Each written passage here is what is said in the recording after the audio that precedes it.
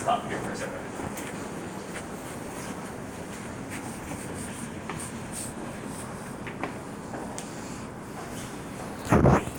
Not too fast. Yeah, I hear you. Okay, so the question was asked, should we use the elevator? The answer is it depends. Your guest will guide you, so oftentimes if I see somebody that's really dressed up fancy and it's hot outside, maybe they don't want to take the stairs. Obviously, if they have a disability, right, we're looking at everybody's access. I think some of y'all were in the class that talked about accessibility, right? So if somebody has like a limp or is in a wheelchair, obviously, then we have to take the stairs, right? The stairs? So, The I'm sorry, elevator. the elevator. Sorry. We can't take the stairs. A lot of times you'll ask them, like, do you want to take the stairs or elevator? And a lot of times they'll just say, oh, stairs, because they want the exercise. So this office here is the UTSA office. We have a PhD professor and some grad students who are doing research on our school and showing how it's making, changing education and working. We also have UTSA students that are partnered with our teachers throughout the school. And you can just keep it at that. Over here, this is going to be the catwalk to our expansion building. So when you're doing this tour in the fall, in theory, that should be open. So you're not going to be pointing at a wooden wall. You're going to be pointing at a walkway, and you're going to say, and that's the access to our new building. Now, I've never given a tour of the new building, so I can't train you on that because I got to figure that one out. So when we come back in the fall, note that we will have to do some training on the new building because I don't know what it looks like. Never been in there. They're still building it. But just put a note there for that. And then this way, yeah. I like doing McDonald's room. McDonald has a really, when she has it all dolled up, it's a really fun room, so I like going in there. It's usually one of my stops. Point out the restroom. Cretlow has, when he has the Fiesta stuff up, it's also a really good room to go into. That's up to you. You can go to Wayland's room, you can go to Cretlow's, you can skip them both. It's up to you. You could skip McDonald's if you want. Whatever you want to, mix it up.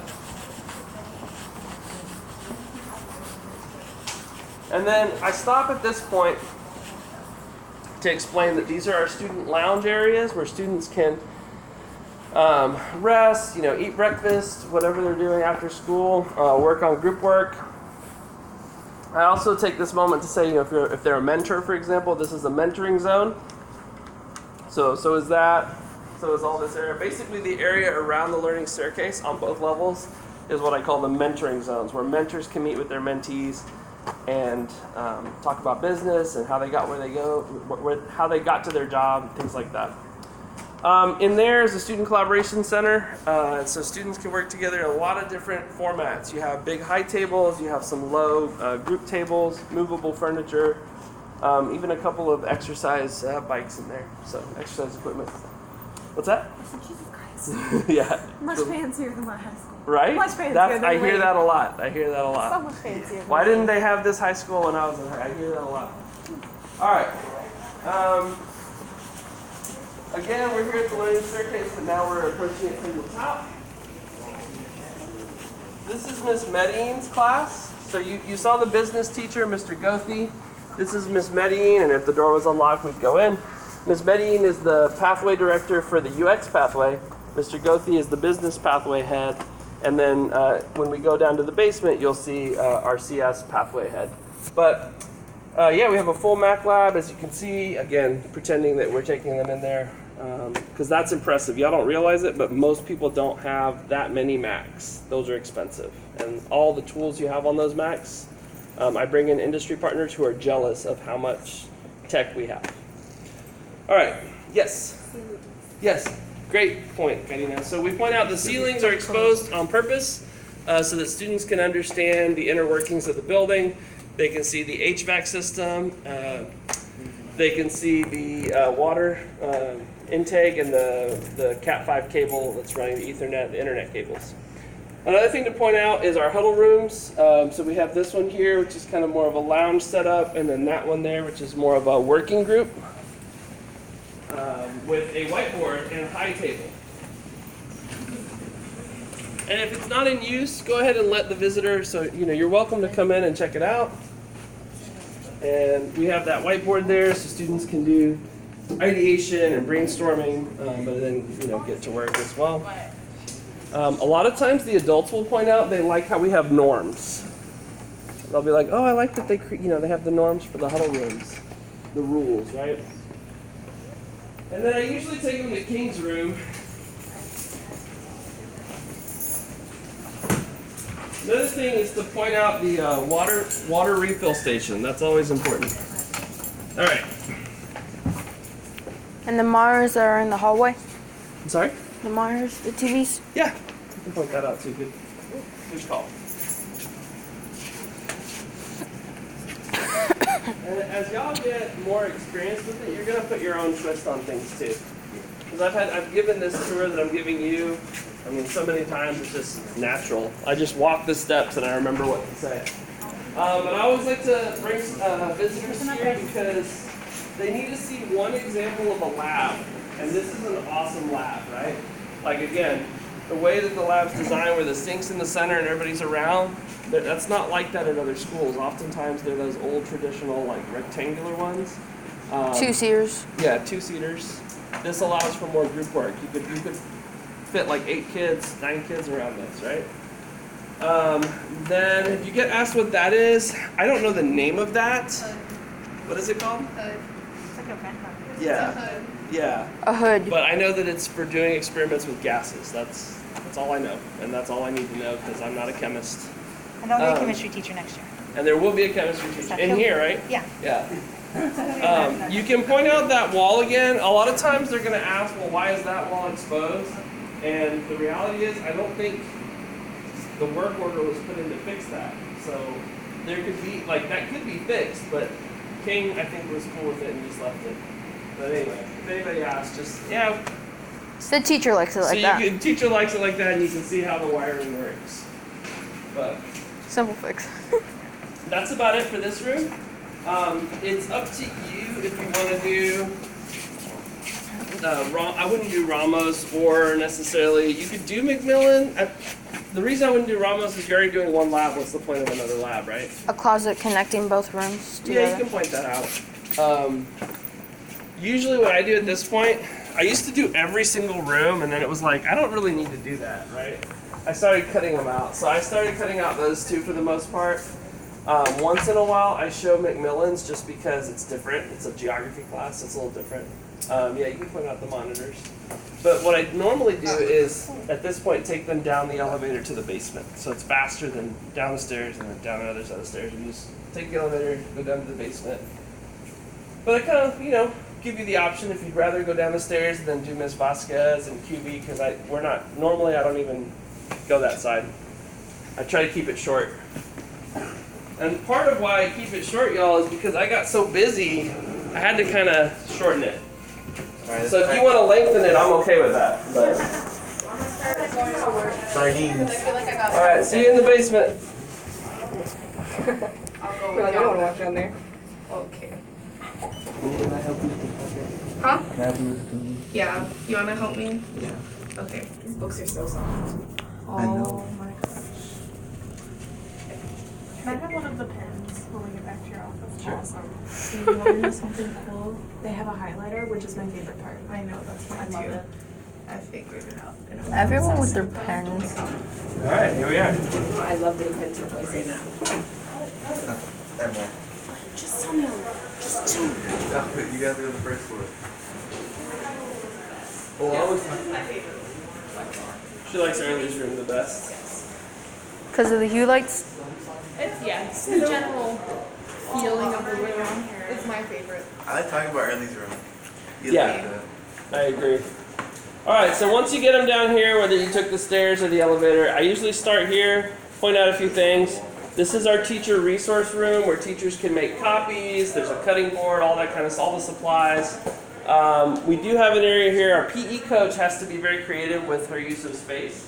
And so she actually has a lot of exercise equipment scattered throughout the building. That would be wonderful. Yeah.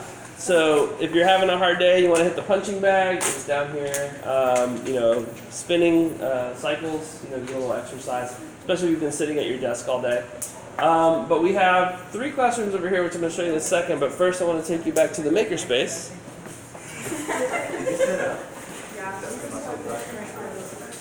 Couple of bathrooms. This is Coach's office and Miss Cooper's office. This is our testing specialist office. Yeah. Just about to crack the bus stop.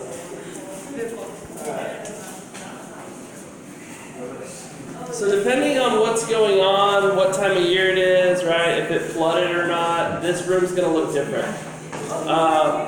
The best I've ever seen it was when Coach Trevino and whoever was partnering, I don't remember, I think it might have been Medellin, and they did like this really cool laser escape room thing. That was really cool because I brought visitors in here and they were like, wow, right? I point out the 3D printer. The pegboard is that with the holes in it for tools, right? But we really don't have the makerspace set up really yet, right? There's a little bit, it's a work in progress. Again, if I'm talking to donors, this is a good time, or like industry partners, I'm like, yeah, we're always looking for old computers for the kids to work on, or tools that you guys don't need, right? Things like that. So they may ask that if that comes up. Just say, oh yeah, you can talk to Mr. Samandi about that, but yeah, I think generally we do accept donations and things like that. So, you know, don't bring it up, but if they bring it up, it's fine. Cool? There's also going to be a teacher of students in here. No. So, generally they have to get permission to go in there, and then, yeah. Okay. They're going to be supervised or they're going to be. Yes. It's starting to get boring.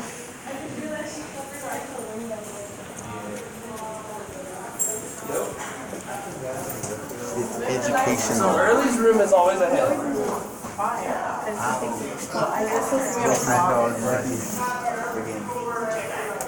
All right.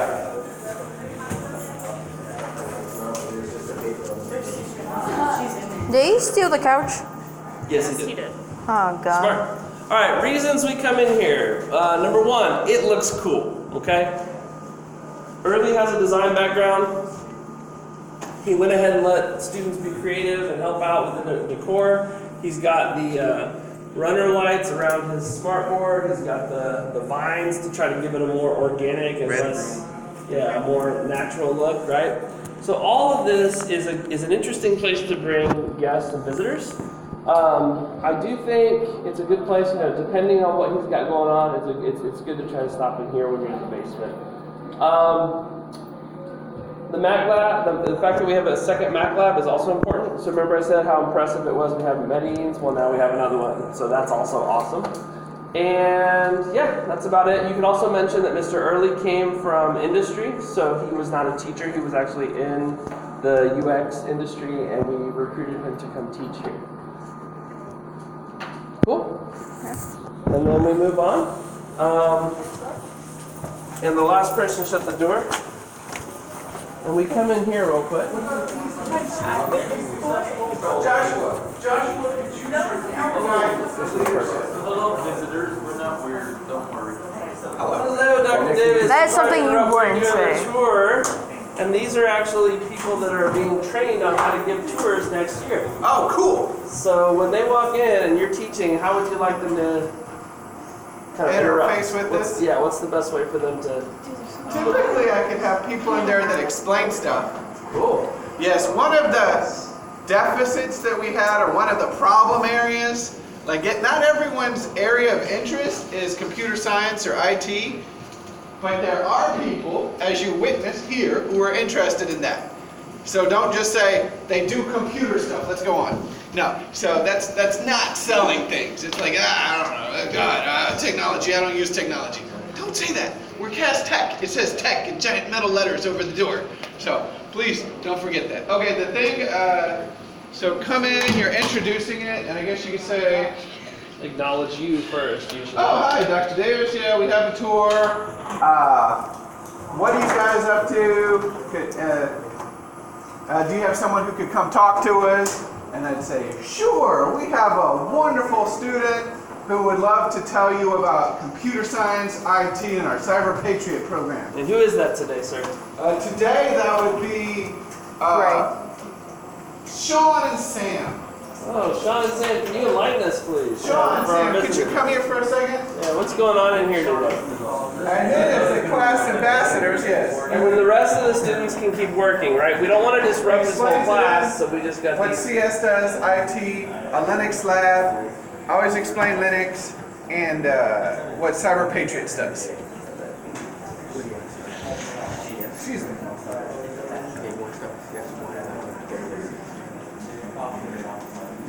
So mostly for the first year of like freshman year, we'll be doing Python, which is a programming language, and we'll be teaching about IT fundamentals and really getting you used to the Linux operating systems.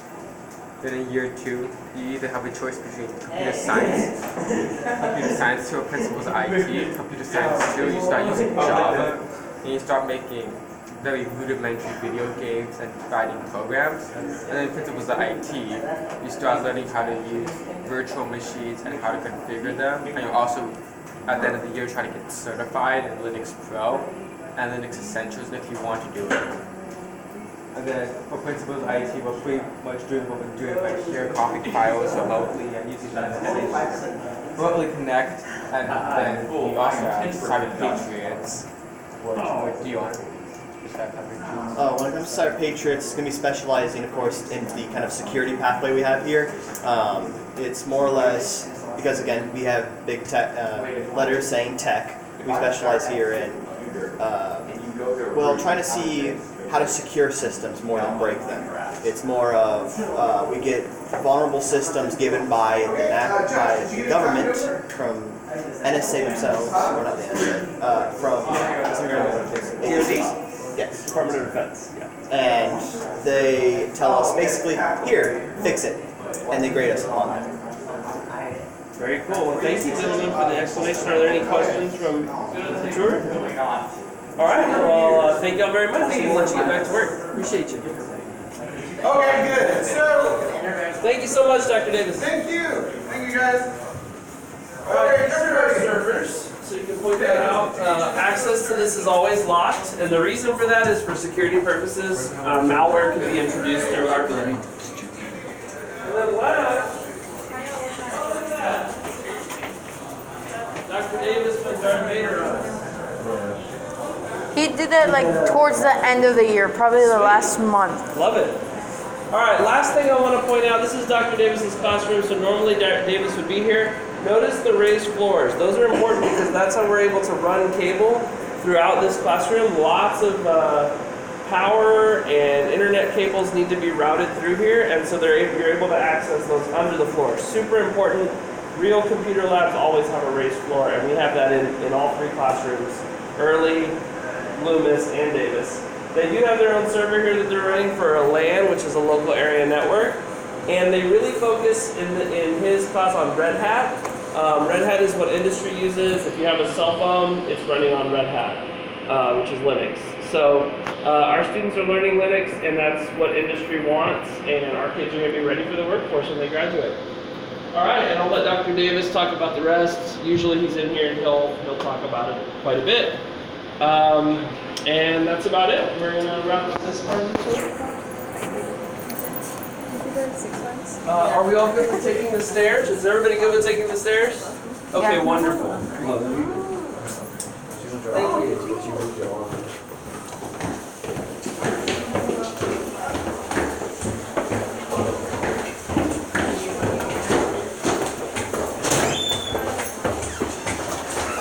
Sorry. Almost done.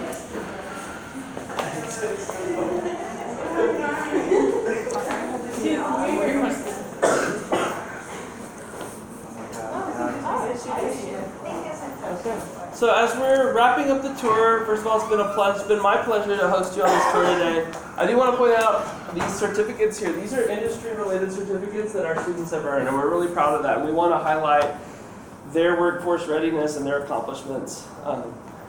So just something to take note of. That's also where our mentor coordinator and business partnerships director, his office is. That's where we work out of, our tour guides, right? His name's Mr. Samandi. And he's there if you have any questions from industry, right? So if they're industry people, you'll probably, at that point, if I'm in the office, tour guides connect them to me so I can give them the farewell, hand them some stuff, talk business if needed. Otherwise, if it's like a prospective student, again, they might have questions for me, but typically not. But just tell them what I do. I help connect out of internships, mentors. You can mention SOS.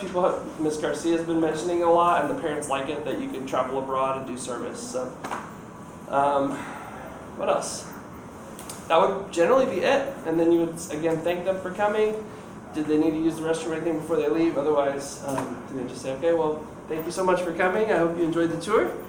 And at that point, Do visitors need to sign out or anything? yeah. So I'll help you sign out. Are we supposed to go? And then you take the log, you sign out what time they leave. All right, thanks again. Thanks for coming. Yeah. And then the visitor would leave. And that's it, guys. That's all there is to it. What do y'all think? Any questions? Yeah. So the way the tour works, depending on how fast you talk and how fast you walk and how big your group is, should take anywhere from 30 minutes to an hour. So you think about how many tours I did, and part of why it was hard for me to keep up with all my emails and making sure I was there to check your resumes was because I was so busy running tours, right? So next year, with y'all's help, the students' help, I'll be able to get a lot more done because each one took an hour. And if I had 3 or 4 in one day, that's half my day, right? So it takes away from my time to do some of the other brain work I have to do. Not that this isn't too hard, right? It doesn't require me to think really hard, but you just got to know what you're talking about. So if you don't know, just a key point: always make eye contact. Always be loud and enunciate, but not loud when you're in the classrooms. That's when you get quieter, right? But always be very friendly. Smile if you can. Smiling is like the universal language. I've been all around the world. Right? I'm lucky, I'm blessed that I've been able to travel. And I don't always know the words and the language, but when you smile, wherever you go, people know what that means, okay? So when our visitors come in, be friendly, we're smiling, always be respectful, like I know you will. And yeah, that's about it. Can't think of anything I left out. Oh, yeah, when you don't know the answer to something, right, they'll say, well, what is that for? And you don't know, just say, I'm not sure. I can look into that and get back to you. Okay? Don't lie. Don't make up something. It's okay to not know. That's a big mistake for a lot of young people is they feel like if I say I don't know, I'm going to look dumb. It doesn't make you look dumb. What makes you look dumb is when you make up an answer. So if you don't know, just say, I'm not familiar with that, or I don't know the answer to that, but let me look into it and I'll get back to you. Right? And if they give you like their card or something, you can actually follow up with an email. Thank you for the tour. I remember you asked this question about XYZ. I went and got the answer and I learned something new. Here's what it is. Right? Cool. Y'all did a great job. Thank y'all so much. Enjoy your notebooks. Have a great day. You're welcome. Very good.